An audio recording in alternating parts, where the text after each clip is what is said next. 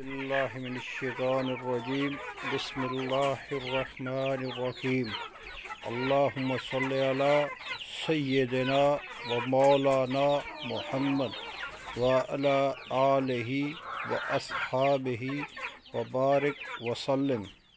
دوستو السلام علیکم۔ دوستو میری آج کی ویڈیو کا عنوان ہے بریڈنگ میں مادہ کا کردار۔ تو سب سے پہلے آپ دوستوں سے گزارش ہے کہ میرے چینل کو سبسکرائب کریں اور اپنے دوست احباب اور گروپس میں اس کو شیئر کریں تاکہ یہ معلومات زیادہ سے زیادہ شوقین حضرات تک پہنچ سکیں۔ تو دوستو مادہ کا کردار جو ہوتا ہے وہ کلیدی کردار ہوتا ہے۔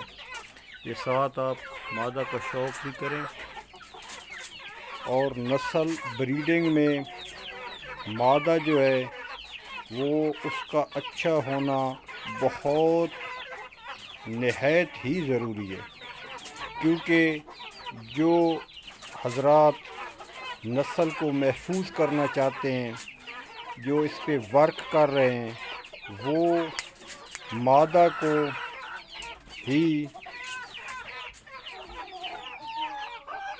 ریفر کرتے ہیں کہ مادہ جو ہے اس کا اچھا ہونا بریڈ کے لیے انتہائی ضروری ہے۔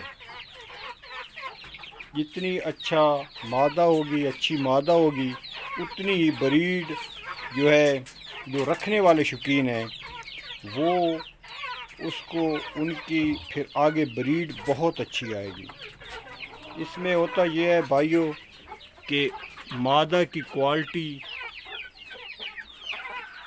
یہ آپ مادہ چیک کریں، اس کی آگے نسل بھی اسی طرح اور بہت خوب بنتی ہے۔ یہ جس مادہ کی آگے یہ بیٹی ہے وہ بھی کمال کی مادہ تھی بھائی، وہ عرصہ دراز پہلے ضائع ہو گئی۔ اس کے بارے میں آپ کو چھوٹی سی ایک بات بتاؤں کہ میاں والی کے بڑے مشہور شوقین بزرگ میاں سہیل اکبر صاحب ایک دفعہ میرے پاس آئے۔ میرے چچا زاد نے مجھے کال کی کہ وہ آپ کا شوق دیکھنے کے لیے آئے بیٹھے ہیں۔ رات کا ٹائم تھا بھائیوں، تو میاں صاحب بزرگ تھے، میری پہلی ملاقات تھی، تو میں نے ان کو شوق دکھایا۔ پھر جب اس مادہ کی ماں میں لے کے آیا میاں صاحب کے پاس، تو انہوں نے اپنے خلفاء کو کہا کہ جو دو چار ان کے ساتھ تھے کہ میری چیئر کرسی باہر لے جائیں بلب کے نیچے۔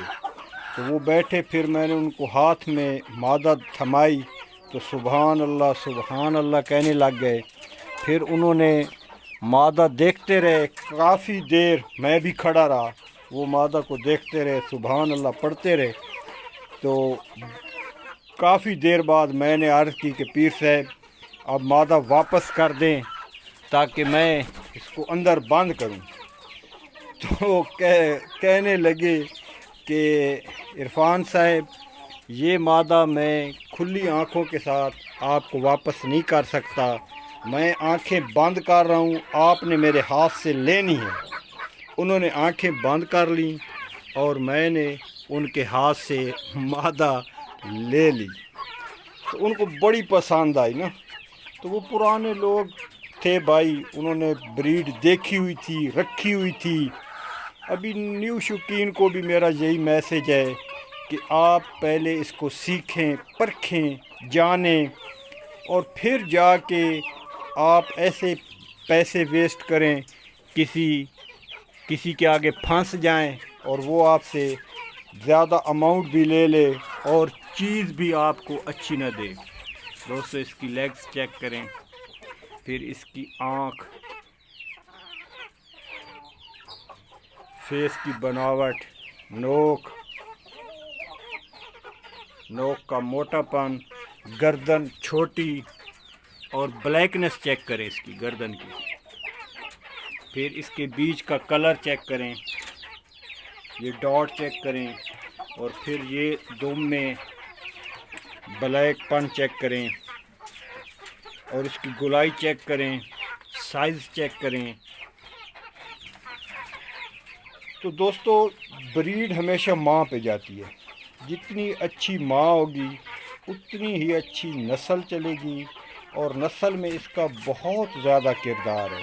اسی لیے پرانے شوقین حضرات مادہ بہت کم شیئر کرتے تھے،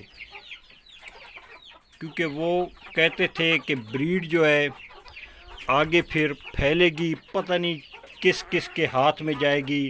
کوئی قدر کرتا ہے بھائی، کوئی ضائع کر دیتا ہے، کوئی اس طرح کرتا ہے کہ اس کے شوق بہت زیادہ ہوتے ہیں، وہ مرغہ دے کے آگے سے کہیں سے کتا پکڑ لیتا ہے، کہیں سے کوئی تیتر لے لیتا ہے، بٹیر لے لیتا ہے، یا کوئی اور شوق کے لیے وہ پرندوں کو ضائع کر دیتا ہے۔